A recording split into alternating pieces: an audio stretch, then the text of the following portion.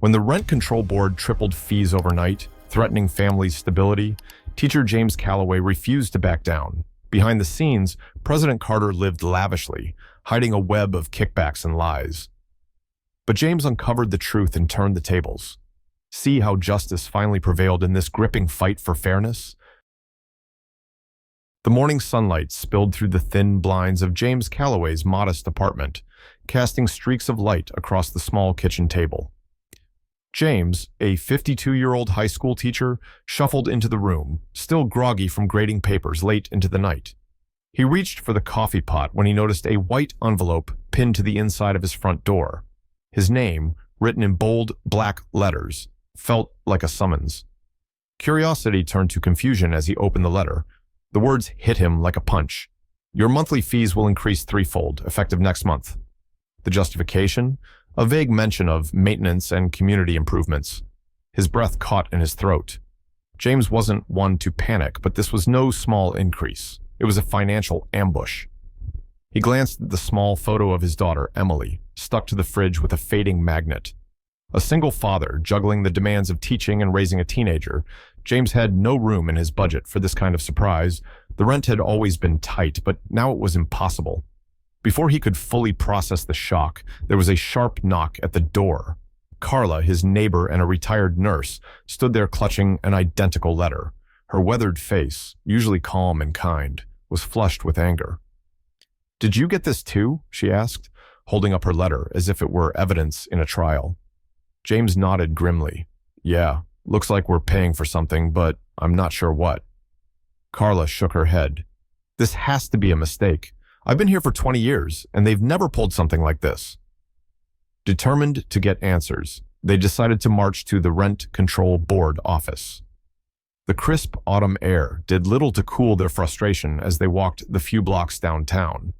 The office was tucked between a laundromat and a pawn shop, its glass door marked with peeling letters that read, "RCB serving our community since 1985. Inside, the clerk at the front desk barely looked up from her computer. When James explained their situation, her response was as cold as the fluorescent lighting above. "It's policy," she said flatly, typing something on her keyboard. "What policy? Can you show us where this is written?" Carla demanded, her voice rising. The clerk sighed, finally glancing up. "You'll have to speak to Mr. Carter, the board president. He handles these decisions, but he's in a meeting right now." "A meeting," James repeated, his tone dripping with disbelief. "Convenient." The clerk shrugged, offering no further explanation. James and Carla left the office more frustrated than when they arrived. That evening, Carla came by James's apartment with 2 mugs of tea and a frown that hadn't left her face all day.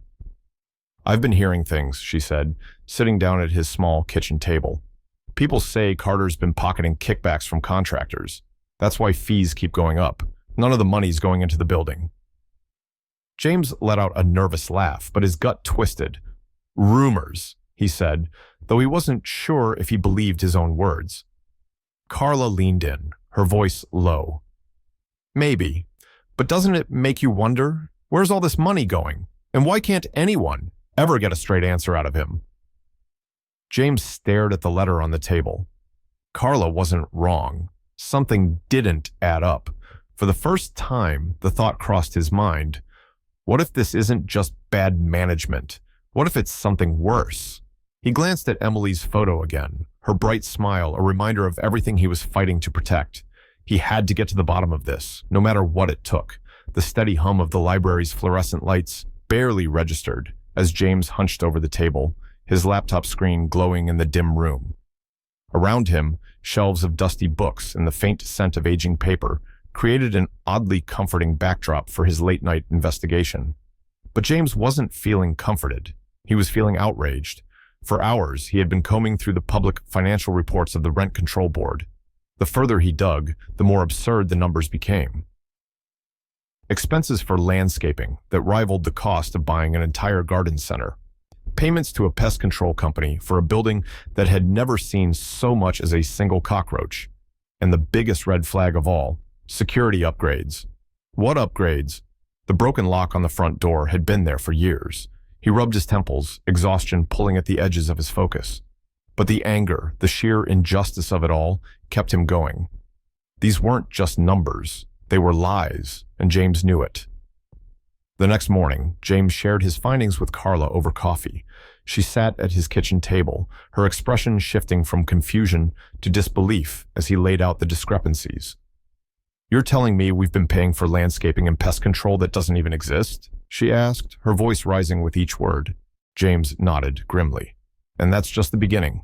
Look at this, security upgrades. Have you seen anything remotely resembling an upgrade?" Carla snorted. "Unless you count that fake security camera they slapped in the lobby 5 years ago." The two of them decided to dig deeper, canvassing the building and speaking with their neighbors. As they knocked on doors, the stories they heard only added fuel to the fire. Tenants described exorbitant fees, unexplained surcharges, and the same dismissive treatment from the rent control board whenever they tried to ask questions. One tenant, a soft-spoken man named Victor, hesitated before sharing a whispered rumor. "I heard Carter owns a luxury condo across town. Fancy place. Makes you wonder where all this money's going." James and Carla exchanged a look. The puzzle pieces were falling into place, and the picture wasn't pretty. Carla decided it was time to bring in reinforcements. She reached out to Linda, a local journalist, known for uncovering corruption cases. Linda met them at a nearby diner, her notepad already out before they even ordered coffee. "This isn't the first time I've heard complaints about Carter," Linda said, jotting down notes as James and Carla recounted their findings. "If you're right, and there's a kickback scheme, this could be big, but you'll need more evidence. Documents, photos, anything concrete." James felt a spark of hope, but also a flicker of doubt. "And what happens if we find something? What's stopping Carter from coming after us?" Linda's eyes narrowed. "Nothing. That's why you need to be careful. People like Carter don't take kindly to being exposed." James tried to brush off her warning, but her words stayed with him. That night, as he worked on organizing the evidence, he couldn't shake the feeling that someone was watching. The next morning, his worst fears began to materialize. As he walked out to his car, he froze. Deep scratches marred the paint, running along the driver's side door. And there, tucked under the windshield wiper, was a note written in jagged letters: "Drop it, or else." James's stomach turned. For the first time, he felt the cold grip of fear. But beneath it, a spark of defiance ignited.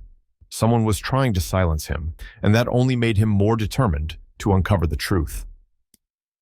Back in his apartment, Carla stared at the note, her face pale. "James, this is serious. You can't just ignore it." "I'm not ignoring it," James said firmly, "but if they think they can scare me into giving up, they've got another thing coming." He glanced at Emily's photo on the fridge, her bright eyes a reminder of why he couldn't back down. He wasn't just fighting for himself, he was fighting for everyone who called this building home. As the sun set, James sat at his laptop, determination etched into his features. The fight wasn't over, it was just beginning. James's determination was unshakable, despite the shadow of the warning carved into his car door. Every step forward was a gamble, but the stakes were too high to stop now. Linda's advice echoed in his mind as he sat at his kitchen table, surrounded by papers, his laptop open to yet another report. Carla sat across from him, flipping through her stack of photos. The faint hum of the refrigerator and the comforting aroma of brewing coffee offered a brief respite from the weight of their mission. "We need something undeniable," Linda had said, "something they can't dismiss." And undeniable evidence was exactly what James set out to find. One lead came sooner than expected.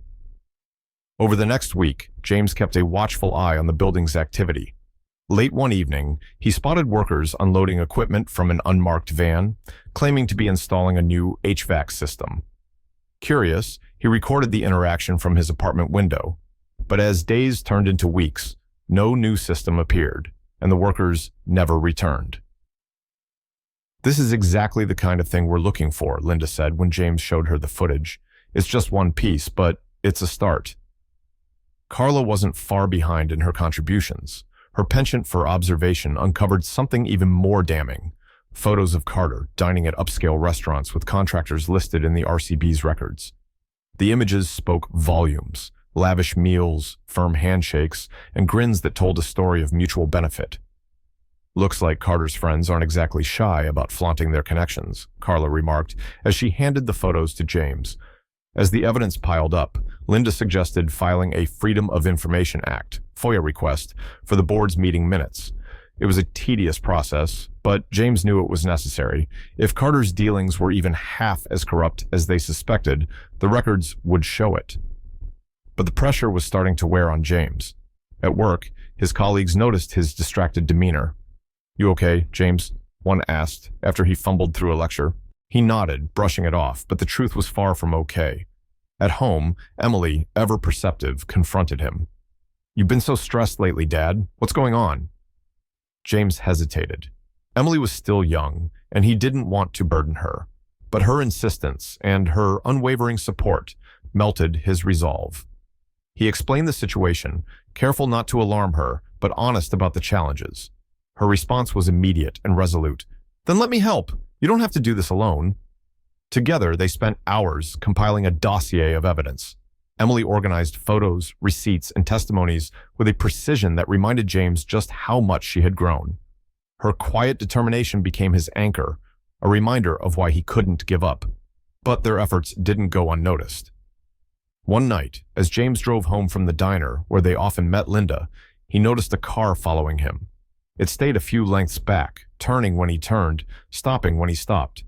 His heart raced, but he kept his cool, eventually losing the tail by taking a series of sharp turns. The next day, Victor, the soft-spoken tenant, approached James with a hushed warning. "Carter has friends in law enforcement. Be careful who you talk to." The gravity of those words hit hard, but James's resolve only hardened. When Emily begged him to back off, her voice trembling with fear, he knelt in front of her, holding her hands. "If we let them scare us, they'll never stop," he said firmly. "We're doing the right thing. And sometimes doing the right thing means standing up, no matter how hard it gets." Then the breakthrough came. Linda, ever the relentless journalist, uncovered a document buried deep in public records. It detailed a series of payments from the RCB to contractors for inflated services, with a significant portion funneled back to Carter's personal accounts. When Linda showed James the document, his breath caught. "This is it," she said, her voice steady but charged with triumph. "This ties everything together." The weight of the discovery hit James like a wave. Relief, validation, and the undeniable truth that the fight was far from over. But for the first time, he felt the tides turning in his favor. James sat in the quiet office of his attorney, the weight of the evidence pressing down on him like a storm cloud. The walls were lined with law books, their spines reflecting a certain permanence and authority. But it was the confident nod of his attorney, Sarah, that gave James hope. "This is solid," she said, flipping through the dossier he and Emily had painstakingly compiled. "We can file a lawsuit against the Rent Control Board for fraud and embezzlement, but James, this isn't going to be easy. Carter will fight back." "I'm ready," James replied, his voice steady. "I have to be." The lawsuit was filed, and the wheels of justice began to turn. The story quickly caught the attention of local media, thanks to Linda's relentless reporting. Headlines blared, "Tenant takes on Rent Control Board," and news stations replayed clips of James and Carla standing in front of their building, describing the hardships tenants had endured. The community rallied. Neighbors who had once been skeptical now stood shoulder to shoulder holding signs that read, "Justice for tenants," and "Carter must go." Outside the Rent Control Board's office, the chants of protesters echoed off the buildings, their voices a testament to shared frustration and determination. Carter, predictably, went on the defensive. He called a press conference, where he accused James of fabricating evidence and stirring up unnecessary drama. "These allegations are baseless," he declared, his polished demeanor masking the cracks underneath. But James wasn't intimidated. The trial began on a crisp Monday morning, the courtroom buzzing with anticipation. Reporters filled the benches, their pens poised to capture every word. James sat beside Sarah, his hands clasped tightly in his lap. Across the room, Carter sat with his legal team, his confidence visibly strained. The prosecution began with a compelling narrative, weaving together the evidence James and Linda had uncovered. Video footage of phantom workers, Photos of Carter's lavish dinners with contractors and detailed financial records painted a damning picture. Linda took the stand, her testimony clear and precise as she described how she uncovered the embezzlement scheme. Then came the turning point. Under threat of perjury, one of the contractors broke down, admitting to the kickback arrangement. "We were told to inflate the invoices," he confessed, his voice shaking. "The excess went straight to Carter's accounts." The courtroom erupted into murmurs. Carter's attorney objected, but the damage was done. As Sarah presented the final piece of evidence, a document linking Carter to an offshore account where over $500,000 had been funneled, the air in the room grew electric. Gasps rippled through the audience, and even the judge's expression tightened. Carter, visibly shaken, tried to defend himself, but his words faltered under the weight of the evidence. His polished facade crumbled, leaving only a desperate man caught in his own web of lies. When the verdict was delivered, the room fell silent. The judge ruled in favor of the tenants, ordering Carter to repay the stolen funds and face criminal charges for embezzlement. The rent control board was placed under new management, and tenants' fees were immediately restored to their original rates. Outside the courthouse, the crowd erupted into cheers. James stood at the steps, flanked by Carla, Emily, and Linda. He felt a wave of relief and pride, not just for himself, but for everyone who had fought alongside him. As the cameras flashed and reporters shouted questions, James looked at Emily, her eyes bright with pride. "We did it," he said softly. And they had. The fight wasn't just about money. It was about standing up against corruption and proving that even the most ordinary person could make a difference. As James walked away from the courthouse, his head held high, he knew this victory would resonate far beyond their building. It was a message to anyone who thought they could trample on the rights of others. Justice always finds a way. The courtroom buzzed as Carter was led away in handcuffs, his once confident demeanor shattered. James felt the tension in his chest finally ease. Months of fear and sleepless nights had led to this moment. A victory not just for him, but for everyone who had stood beside him. Emily hugged him tightly, her voice soft but full of pride. "You did it, Dad," James smiled, holding her close. Carla joined them, her humor intact. "James, ever consider politics? You've got the people's hero thing down."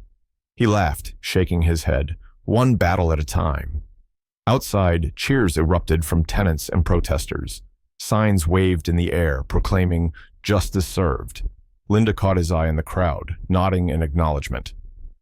By the next morning, her article had gone viral, sparking conversations across the nation about corruption in rent control boards. For James, it was surreal to see their story inspire others to fight back. That evening, back at home, James sat at the kitchen table, finally allowing himself to reflect. The fear, the threats, the late nights, they had all been worth it. He knew the fight wasn't over for others in similar situations, but for now, he could rest knowing they had made a difference. As he and Emily walked home, they passed Carter's former luxury condo. A for sale sign stood tall in front, its bold letters gleaming under the streetlights. James smirked, muttering, "Karma." Emily looked at him, puzzled. "What's that?" "Just a reminder," James said with a smile, "that the good guys can win." And as they walked on, the night seemed a little brighter.